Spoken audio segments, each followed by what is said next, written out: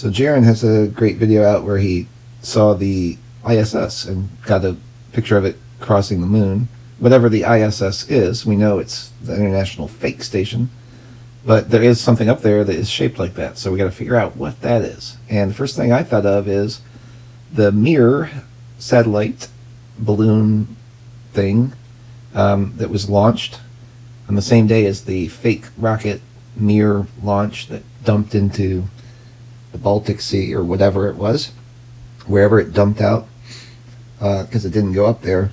But they did launch a balloon from the Arctic, and that is likely having to do with what we see up there when we see a light in the sky or a silhouette in the sky. So there's this guy, Robert Bassano, who did some good work a few years ago on this type of stuff. And yeah, I watched his stuff maybe 9 months ago. He has a really good video on the phone call that he makes to NASA about the Hubble telescope, in which he's just approaching it from like the perspective of a graduate student who's, and I don't know if that's what he is or if he was just playing dumb, playing like a graduate student in computer programming who is working with NASA. That's what I mean by playing dumb. And he's talking like, you know, the resolution of the images and how they don't jive with what he should be seeing, because he said that they have photographs they take from this SOFIA program, which is this 747 with a lesser telescope in it than what the Hubble is supposed to be. And those images are about the same as what they are taking, excuse me, still waking up, from the Hubble. And yeah, it's just bogus. There's nothing special about the Hubble then. And he's talking to the guy supposedly in charge of the Hubble, well, officially in charge of the Hubble. And he's talking about the position, how the orbit isn't decaying, and they haven't had any boosts. They have, you know, it's just impossibly, you know, orbiting, like the decay, the orbital decay occurred, and then it just kind of stopped because the computer program that they're running for the position of the Hubble is just in a loop. And that's what we see with the ISS. It's just kind of in a loop, you know, but then the ISS should pass over and be visible, you know, every 90 minutes somewhere. But you don't really see that. If you notice with the news, they tell you, you know, your local weatherman will tell you every once in a while, oh, the ISS will be visible tonight. Da, da, da. Well, they put that out there because sometimes they do the event where it's visible, and then when they don't, it's not really going to be visible, I don't think. And I've been out there with like Skyview or some of these other apps that track it and looked for these things, and you don't see it. And then other times I've seen things in the sky, and I use that and I try to match it up to something. Well, they have so much space junk programmed into the app, you'll eventually kind of match it up with something and say, yeah, I can see that, but it's not a one-to-one, you know what I mean? But then sometimes the ISS, it syncs up with the program, and so whatever they have up there when it syncs up with the program they're running, then they tell you, oh, you know, the ISS is going to pass over blah blah blah. And there may be more than one, I don't know. I mean, I haven't heard of anybody looking up there and seeing the ISS when it's not supposed to be up there, but it's possible that they might have more than one. It may be a special thing that they make just for the show, as it were. But they certainly have the budget to do that. But it seems to me that they have something up there that functions as to show itself to be the ISS. Now, the trouble I'm having with it is, how could it be going 17,500 miles per hour? Well, it's not. It surely is not. So the altitude we know is likely not nearly as high as the ISS is supposed to be. But then again, the altitude of the ISS isn't that high anyway. The orbital path, it's mostly in the northern hemisphere. I haven't heard of any sightings of the ISS in the southern latitudes. Something to check into, I guess. Conclusion that it does exist. That means that the ISS is up in the sky. It's not at 245 miles. It's within, say, 150, maybe 250,000 feet. See, I disagree with them there. There's no way it could be that high, because the the helium balloons that are sent up with as much slack as you can give them, and they're only carrying a styrofoam box, you know, just with a small camera in it, they can only ever get to maybe 120,000 feet maximum. And that is rare. Usually they burst, or they don't make it past like 90,000 feet or 105,000 feet. That's pretty rare. And I don't know of any verifiable data of any kind where anything went much beyond that. Certainly not to 150,000 feet or more. Nothing close to that. I'd say, I think the highest I've ever seen was like 128,000 or 118,000 feet, something like that.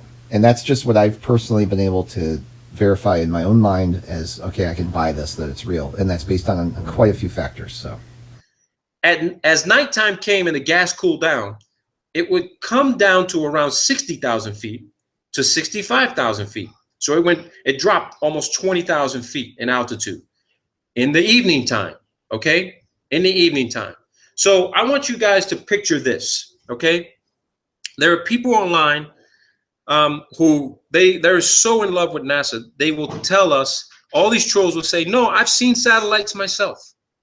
They'll say, no, I've seen satellites myself. I've seen it in my telescope. I've seen the Hubble. I've seen the space station.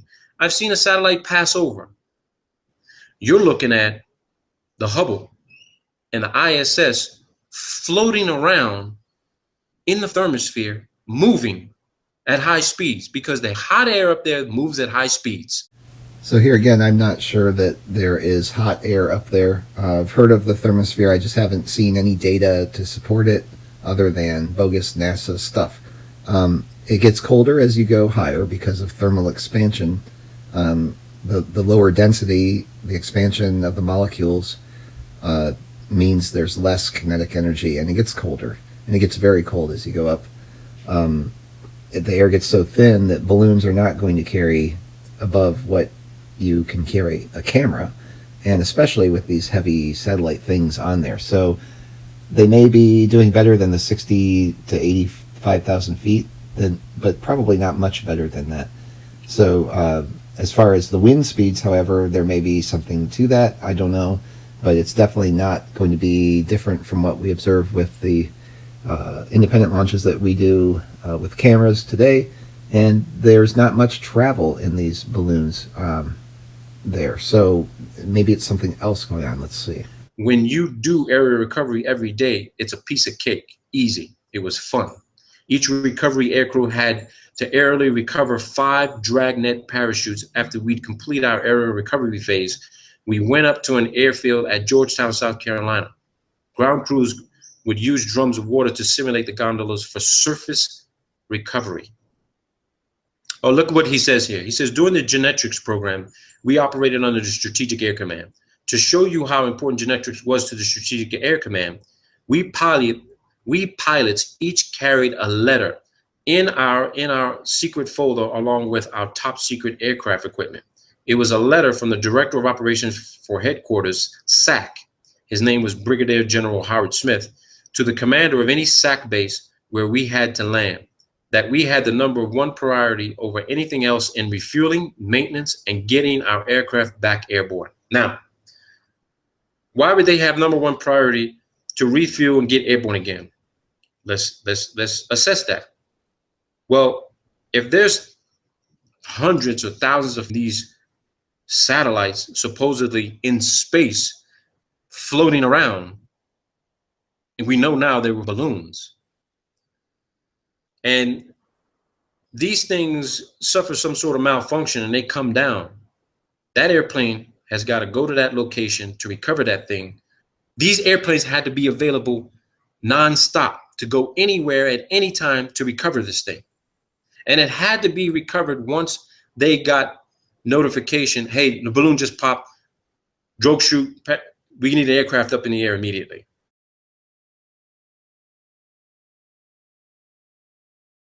They couldn't get to one of these satellites fast enough, and it actually crashed somewhere in a foreign country.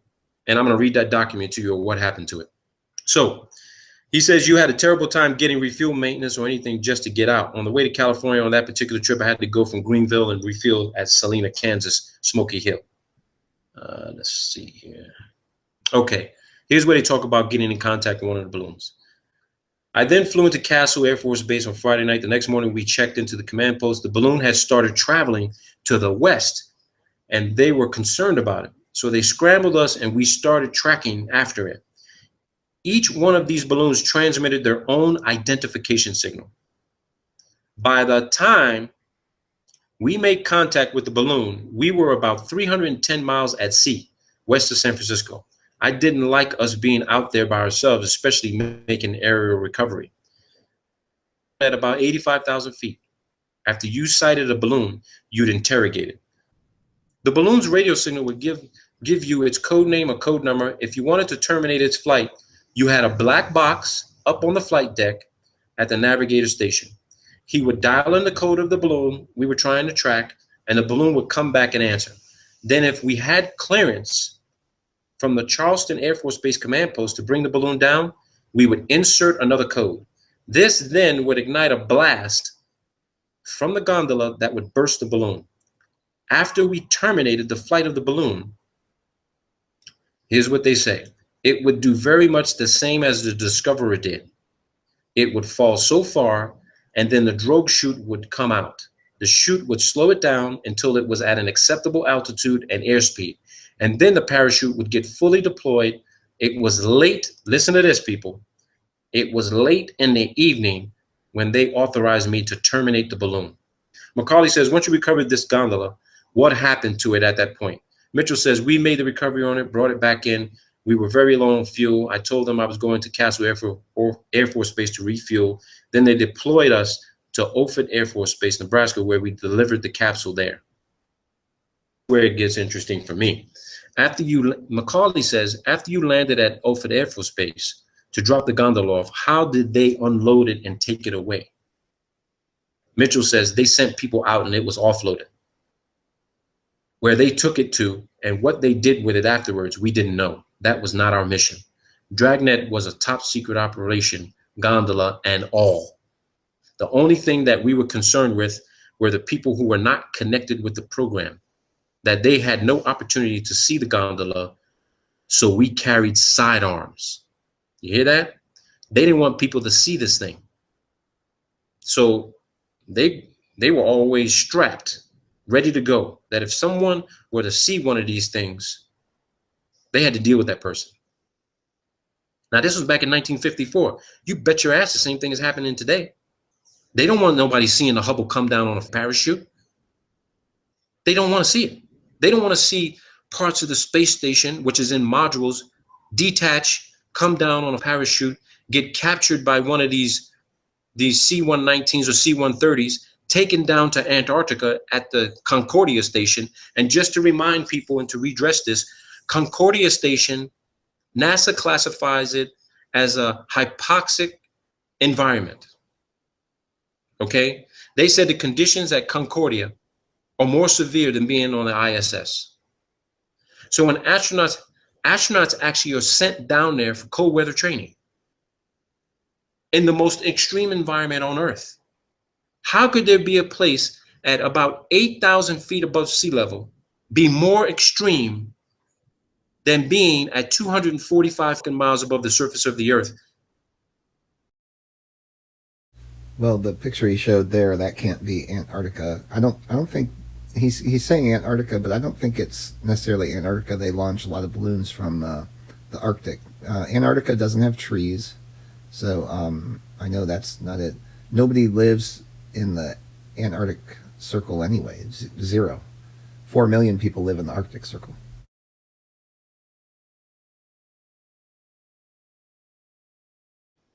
All right, keep going through it. You're going to see something that's going to catch your attention, that's going to blow your mind. You see this, people? What does that say? Mir. That's the Mir space module. February 24th, 1997. Here goes another one. Mir. March 17th, 1997. Mir. Okay? I want you to see these things. All right? I want you to see these things. Let me take you to another one here, because there's Let me hang on. Let me see. Here we go. Two more. Mir. February 18th, February 19th, 1999. Mir. It's the Mir space module, people, on a balloon. The ISS does not exist complete the way they show it on television. Here goes another one. Mir on a balloon. What they are showing you of the space station is a computer-generated image. They are not showing you the complete module put together, flying at 17,000 miles an hour. Here you go. Look at this. Support Mir. They sent up a support balloon to resupply the Mir on a balloon. On a balloon, people. Look at this. Orion. Orion payload. Look at here.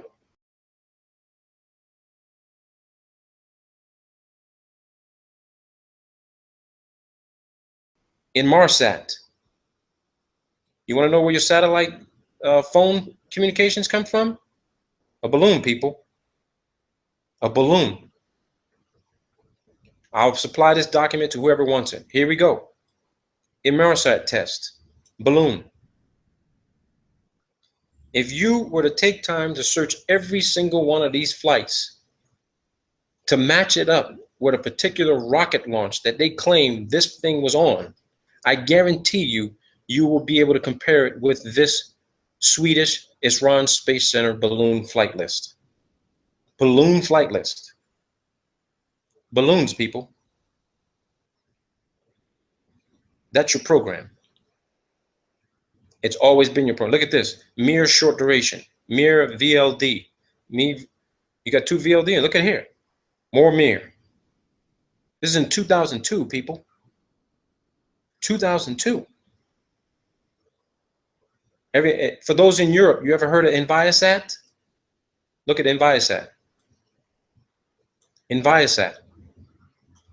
These things are supposed to be testing the atmosphere for particulates and, you know, for pollution control. Balloons, people. You can't come to any other conclusion. You don't have any other information to prove you were at the launch pad and you saw them put this thing inside the nose cone of a rocket. You didn't see it. You can work for NASA, you can work for the Germans, you can work for the Russians. You did not see what you thought you saw going into a nose cone of a capsule and with an unedited video stream and put on a launch pad and launched into the sky on a rocket. You didn't see that. Look at NASA. Why is NASA using the Swedish to launch a balloon for them? Think about that. They're everywhere, people. They're carrying out the deception, the fraud, the hoax, the scam, the bullshit. It's all here. It's all here, people. I keep saying it's not what you know, it's what you can prove. You can talk about it all day long. You can claim this is your theory, this is your hypothesis. You ain't got no documentation to fucking back it up. You just want to show some bullshit video and you're not a videographer and you don't know how to do video analysis. You got to get the documentation. And here's the documentation right here. NASA, 2011, LED, ESO, high wind. Just check these out. Because I have. NASA, 2003, 2013, Sunrise 2. Look at that. Balloon. Balloon, people. That's a complete list. It goes all the way to 2014. 2014, people. 2014. There you have it. There you have it, people. I don't know what else to tell you. I really don't know what else to tell you. Check this out. Just check this shit out. Check this shit out. Another satellite being launched from Antarctica. Check this out. You're going to love this one. That's Antarctica, people. Remember how we saw that circular launch pad? The bulldozer is smoothing out the ice and snow. Look at this. Just wait and see. Watch this.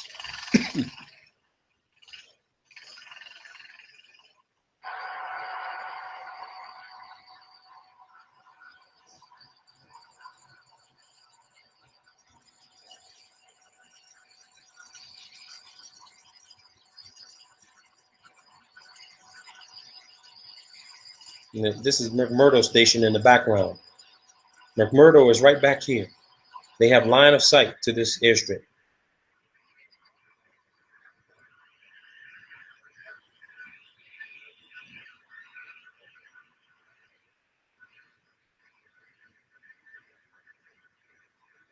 Just look at this.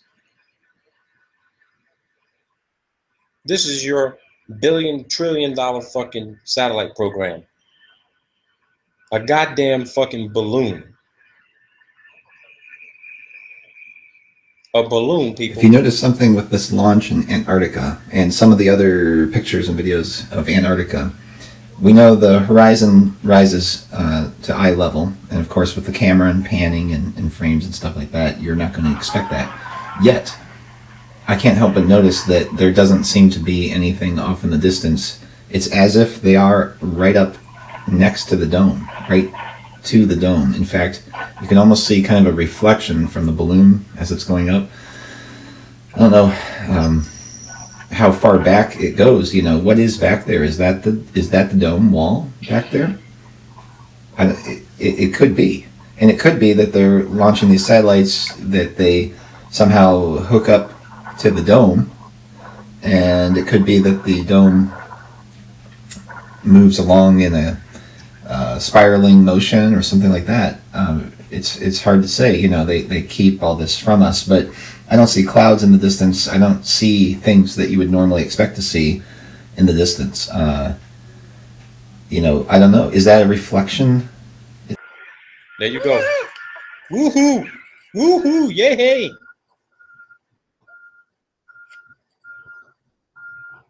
Now you want to know what NASA is spending all that fucking money for?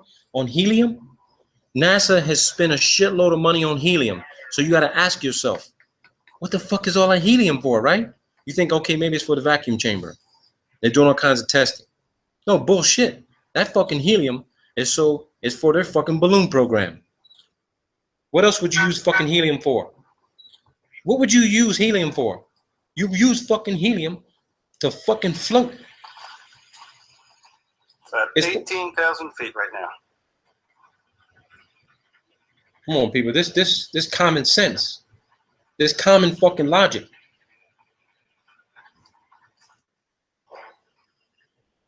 Okay, the payload is now at 105,000 feet. Look at that. 105,000 feet. Quite well, even with the naked eye. It's nice and well inflated now. So based on the size of that balloon, Well, we're at about 120,000 feet. look at that. So these things got to get to at least 150, maybe 100, maybe they can get to about 180,000 feet. But at nighttime, see this fucking thing. You're not going to see it. You're not going to see the satellite. Period. Let's keep going on. So this guy goes on and he says that, and this is what's interesting about this. He says he had an instrument problem on the airplane at Offutt Air Force Base, and the people came out to refuel the plane. I filed to come back to Charleston as soon as they offloaded the gondola. This was on a Sunday morning, and I'd gotten in there late Saturday night. The base operations officer said he was going to come aboard. He wanted to check Form 21A, which is my maintenance form.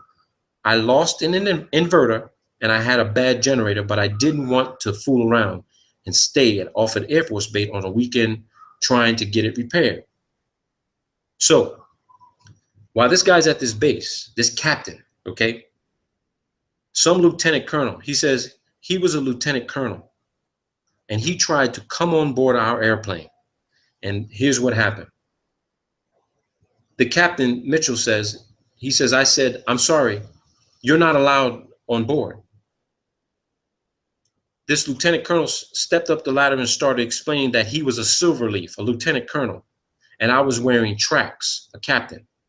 About that time, he heard the rifle bolt of a carbine slide home, load its ammunition. My crew chief was standing there with his carbine down at his hip, so the lieutenant colonel decided not to come on board. He decided prudence was better part of valor. So you see that? This guy's a captain. He tells a lieutenant colonel, sir, I'm sorry, you can't come on board. I'll come down to show you my Form 21A, but you can't come on board. This lieutenant colonel says, excuse me, but I'm a lieutenant colonel and you're a captain. I can come on board. And one of this guy's crew chief says, I don't think so. He chambered around. Lieutenant colonel said that. And he's like, okay, no harm, no foul. Let me know when you come down and show me the form. I mean, come on, people. You're talking about an Air Force pilot, top secret security clearance, maybe higher, and they got authorization to kill one of their own people if security is breached. This guy's not even supposed to know what the hell is inside that aircraft. They were ready to shoot him. That's what you got to deal with. So, and Macaulay says, did the Genetrix gondola drop a capsule like the Discoverer did? Mitchell says, no, the gondola hung below the 4 27-foot, 24-foot chutes. When you shoot the balloon down, all these parachutes packed on the top of the gondola deployed. The gondola would start then falling to the earth. He says, so you recovered the entire gondola. He says, you caught the whole thing. You caught everything except the balloon, and it was quite a load. Error recovery really was kind of a hairy operation because you're flying at such low speeds. We were especially low on fuel that night. We had to fly at about 115 to 120 knots just to keep our airspeed up. And with the beaver tail door open and the recovery poles and cables hanging out of the back of the end of the airplane, it took quite a bit of power using quite a bit of fuel. So again, these guys are recovering things that are thousands of pounds, half a ton or more. They have to fly at low speeds just to capture the damn thing and make sure they don't rip the tether apart and lose the damn satellite. So once they capture it, they got to start reeling it in, and they got to maintain altitude and power, which uses up a lot of fuel just to stay in flight. And the other detachment was sent to Japan at Johnson, Misawa, Itazuku. Another squadron was sent to Kadena, Okinawa. Our headquarters was at Johnson Air Force Base. They had these everywhere, people. They had them in Germany. They had them in Sweden. All right. They even had some in Russia. So let me see here. I'm going to take you to the part where they talk about the U-2 program, how U-2 actually replaced them. Let me see here. Okay, here we go. They said that night the winds got up to, this is when they were in Alaska, he says the winds got up to 100 miles an hour. It sandblasted the airplane, absolutely sandblasted the paint off of it. About the 1st of April, the U-2 started flying, so our missions were over about the 1st of April, 1956. Okay? I'm going to show you Lockheed's site so we can look at U-2 and do a little brief technical descriptive analysis of U-2. Macaulay says, when you were flying out there looking for gondolas, were you both visually looking for them and listening to your radios for their signals? Mitchell says, we were doing both. In Alaska, the daylight hours are pretty short in wintertime. So they would give us the codes of the balloons that were flying in our area. The navigator would continually monitor the different codes with the ADF, the Air Direction Finder radio. The balloons had ADF beacons that we could come home in on. Each balloon had its own frequency. We would sit there and the navigator would keep scanning these different frequencies that we would get for that particular mission. Now, think about this, people. You have amateur radio operators out there all around the world who says that they can track the signals from satellite communications. Now, I'm not doubting they can track satellite communication signals. But let's be clear. What we've all been led to believe what a satellite is something that is so far advanced and technically incredible that it's floating around up there on its own. We see these on videos, we see this on television. Oh, look at this satellite. It's always a CGI photo or video or some sort of artist rendition of what the satellite looks like. It's a drawing. Every single video we've all ever seen, they're all CGI videos and images of satellites. They never show you something in real time. Why can't they show you in real time? Because it's not where they say it is. But what is up there is a real satellite. but it's not at the altitude they claim it is. It is giving off a frequency and signature. It is floating in the sky, but not unaided. You only see it at night, and when you see it, it's the moonlight or the sunlight reflecting off of this. Now I know why these satellites have to have these gold and aluminum reflective surfaces, because they are maintaining the lie, fraud, illusion.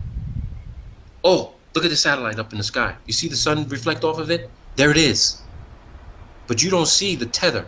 You don't see this dark colored black balloon floating in the nighttime sky. So here's what the guy says. About how many balloons would you be looking for at one time? Mitchell says the number would depend on the balloons identified in the daily mission, frag order, fragmentary operations order. Their codes would be listed. So each one of these balloons has a frequency and a code. This guy's saying, I think it was 10,000 feet the beacons would continue to function. We thought that they went down and were in the snow in the Brooks Range or some of the other mountains up in Alaska. He says, did your unit tell you the purpose or the mission of the Genetrix while you were doing this? He says, yeah, we knew. The balloons were launched from Norway. Look at this, people. The balloons were launched from Norway, Denmark, West Germany, and I think some from Turkey. In the winter, February of 1956, there was an article in Time magazine about the Russians complaining about our overflight of the Soviet Union with these balloons. Holy shit, people. I mean, really. The Russians were complaining about the US flying over the Soviet Union with balloons. The Russians were complaining about overflights of the Soviet Union with balloons. They had any number of gondolas stacked in the Sperodonivka Palace driveway of Foreign Ministry. Molotov. It was just unbelievable. He had many of them. What they're describing here is this. The Soviets ended up capturing a shitload of these fucking balloons the US was sending up in the air. And they would literally send their aircraft up to capture them and bring them down. Now, you got to think about this, people. This is absolutely mind-blowing. You're trying to tell me that we've been spending trillions of dollars for over 60 years for a satellite program they claim is going up on a rocket, and it's just a balloon you can buy from a hobby shop? Oh my God. This is incredible. An interesting fact, the airplane I flew during the Corona program had many recoveries of balloons than any airplane in the 456 wing. It was flown by Captain Slaughter Mims. And I think Slaughter recovered 3 balloons near Japan. He got more than anyone else. Slaughter had a lot of success. And he's describing the same aircraft that this guy flew. Okay? Here you go. This guy, Macaulay, says, how successful was the Genetrix program? Mitchell says, none of the pilots associated with the project was ever permitted to see any of the genetic film that was recovered. The film was stored in the vaults at Air University at Maxwell Air Force Base, the last I heard. I was at Air University Film Library in 1957, and I asked if I could see the film, but they wouldn't let me because I didn't have need to know about it. Outwardly, I understood that it was a fair success. We knew more about the Russians than we would have without Genetrix. It wasn't good enough to continue with in conjunction with the U-2. It was like the U-2 wasn't as good as Discoverer. I have a document and a study on Genetrix done by a gentleman up in Minnesota. It gives the number that was recovered. A lot of the gondolas went into the water and were never recovered. They had a saltwater plug in them that dissolved when the plug came in contact with the water and eventually sank the gondola. That's what they say. That's what they say. Now, get this. Macaulay says, did the public ever see the Genetrix gondolas and think they were UFOs? Mitchell says, I never heard of any reports of that nature, if there were any. There could have been. I don't know. You know, it's been so long since that operation. I don't recall any newspapers that might have said that they were UFOs. I know you could see the balloon. Listen what he says. He says, I know you could see the balloon very easily from the ground. It looked, here you go, people, smoking gun. It looked about like a silver dollar during the daytime, because you couldn't see anything attached to it. You see this for yourself, people. He said you could see it from the ground, and it looked like a silver dollar during the daytime because you couldn't see anything attached to it. So, for all those naysayers out there that claim they've seen the Hubble, they've seen the ISS, they've seen other satellites and shit floating around in the sky, think about this. That reflection that you see with the sun reflecting off of the aluminum surface, or whatever type of aluminum, whatever type of shiny reflective material they're using for these satellites,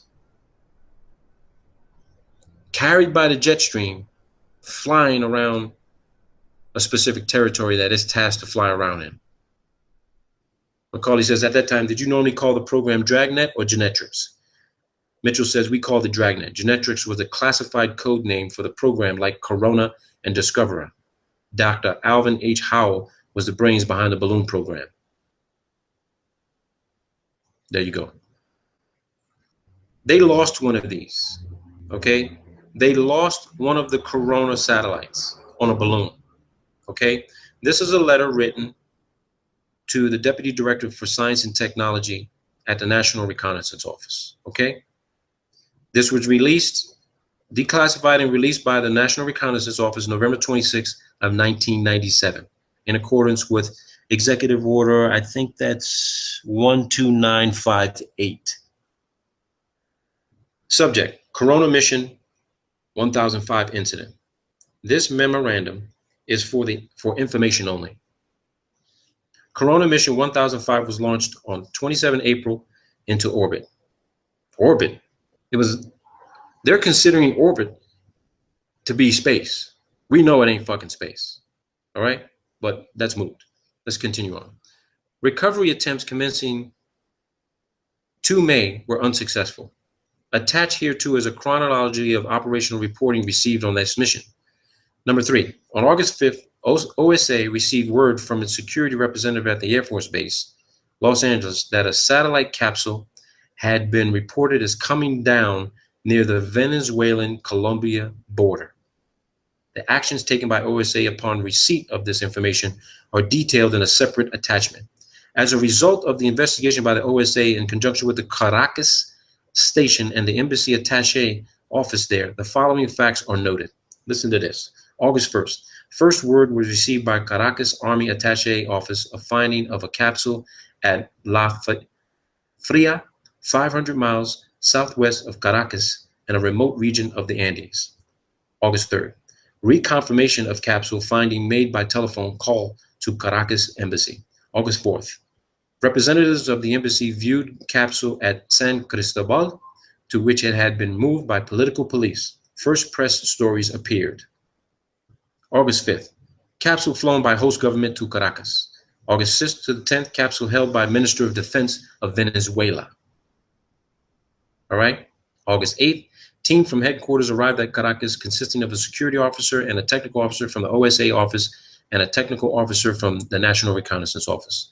August 10th, capsule turned over to embassy, examined, and reports made by the headquarters team. Copies of pertinent cables on technical and security aspects attached. August 12th, security officer scheduled to return capsule to West Coast. August 6th to the 12th. For the record, it should be noted that on Thursday, 6th August, a request was made by the CIA to the NRO to convene a meeting of the Interdepartmental Contingency Planning Committee to assess the problems, coordinate procedures, and assign responsibility for responding to any news media queries which might arise. Now, what's interesting about this, they noticed there was a label that there was a secret label on the satellite. It was marked secret. They removed that classification from it. This is regarding the history of satellite reconnaissance, volume 2A, SAMOS. Remember that name, SAMOS, okay? The SAMOS satellite, because here's what I'm going to take you to next. This is the list of all balloon launches from the Esrange Space Center in Sweden, okay? Now, let me take you to the Swedish Space Center. And here is the Swedish Space Center website. This is the Swedish Space Center. And as you can see, they have balloons and rockets. So that you can see this. You see they talk about weather satellite program, mapping satellite program, realignment controversy, new directions in satellite reconnaissance. Okay? But let me take you to this document, which is very important from the Swedes. This is not US oriented. I got this from a foreign country. Okay? So you look at some of the launches.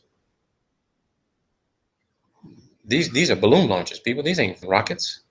It says it. List of balloon launches. There's going to be some things here that you may see that are going to catch your eye. All right? Because I want you to look. You see the campaign, you look at the payload. All right? You got campaigns and payloads. And we're not going to go through all these codes, but you're going to see something that's going to catch your attention. All right? We're going to keep going through this. All right? Keep going through it. You're going to see something that's going to catch your attention, that's going to blow your mind. You see this, people? What does that say? Mir. That's the Mir space module. February 24th, 1997. Here goes another one. Mir. March 17th, 1997. Mir. Okay? I want you to see these things. All right? I want you to see these things. Let me take you to another one here, because there's let me hang on. Let me see. Here we go. Two more. Mir. February 18th, February 19th, 1999. Mir. It's the Mir space module, people. On a balloon. The ISS does not exist complete the way they show it on television. Here goes another one. Mir. On a balloon. What they are showing you of the space station is a computer-generated image. They are not showing you the complete module put together, flying at 17,000 miles an hour. Here you go. Look at this. Support Mir. They sent up a support balloon to resupply the Mir on a balloon. On a balloon, people. Look at this. Orion. Orion payload. Look at here.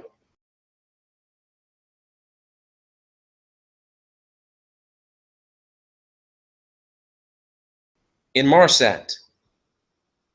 You want to know where your satellite phone communications come from? A balloon, people. A balloon. I'll supply this document to whoever wants it. Here we go. Inmarsat test. Balloon. If you were to take time to search every single one of these flights to match it up with a particular rocket launch that they claim this thing was on, I guarantee you, you will be able to compare it with this Swedish ISS Space Center balloon flight list. Balloon flight list. Balloons, people. That's your program. It's always been your program. Look at this. Mir short duration. Mir VLD. You got two VLD, and look at here. More Mir. This is in 2002, people. 2002. For those in Europe, you ever heard of Enviasat? Look at Enviasat. Enviasat. These things are supposed to be testing the atmosphere for particulates and, you know, for pollution control. Balloons, people. You can't come to any other conclusion. You don't have any other information to prove you were at the launch pad and you saw them put this thing inside the nose cone of a rocket. You didn't see it. You can work for NASA, you can work for the Germans, you can work for the Russians. You did not see what you thought you saw going into a nose cone of a capsule and with an unedited video stream and put on a launch pad and launched into the sky on a rocket. You didn't see that. Look at NASA. Why is NASA using the Swedish to launch a balloon for them? Think about that. They're everywhere, people. They're carrying out the deception, the fraud, the hoax, the scam, the bullshit. It's all here. It's all here, people. I keep saying it's not what you know, it's what you can prove. You can talk about it all day long. You can claim this is your theory, this is your hypothesis. You ain't got no documentation to fucking back it up. You just want to show some bullshit video and you're not a videographer and you don't know how to do video analysis. You got to get the documentation. And here's the documentation right here. NASA, 2011, LED, ESO, high wind. Just check these out. Because I have. NASA, 2003, 2013, Sunrise 2. Look at that. Balloon. Balloon, people. That's a complete list. It goes all the way to 2014. 2014, people. 2014. There you have it. There you have it, people. I don't know what else to tell you. I really don't know what else to tell you. Check this out. Just check this shit out. Check this shit out. Another satellite being launched from Antarctica. Check this out. You're going to love this one. That's Antarctica, people. Remember how we saw that circular launch pad? The bulldozer is smoothing out the ice and snow. Look at this. Just wait and see. Watch this.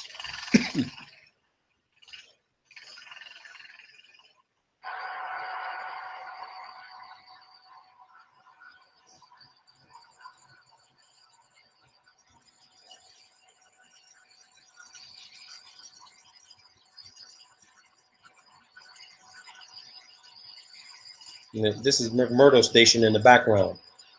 McMurdo is right back here. They have line of sight to this airstrip.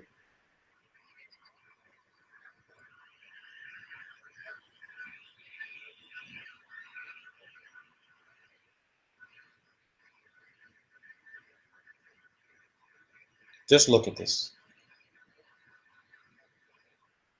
This is your billion, trillion dollar fucking satellite program. A goddamn fucking balloon. A balloon, people.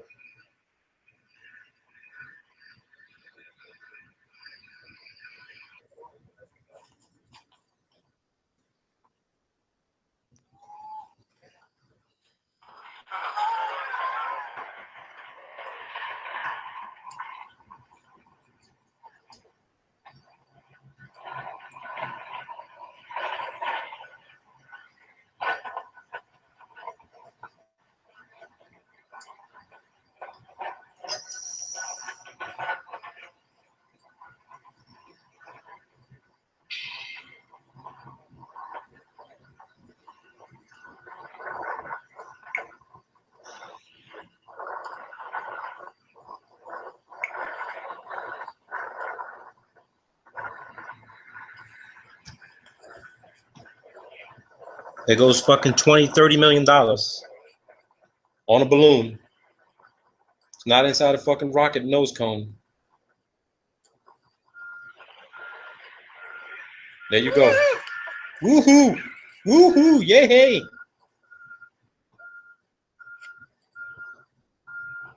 Now you want to know what NASA is spending all that fucking money for? On helium? NASA has spent a shitload of money on helium. So you got to ask yourself, what the fuck is all that helium for, right? You think, okay, maybe it's for the vacuum chamber. They're doing all kinds of testing. No, bullshit. That fucking helium is for their fucking balloon program. What else would you use fucking helium for? What would you use helium for? You use fucking helium to fucking float. It's at 18,000 feet right now. Come on, people. This common sense. This common fucking logic.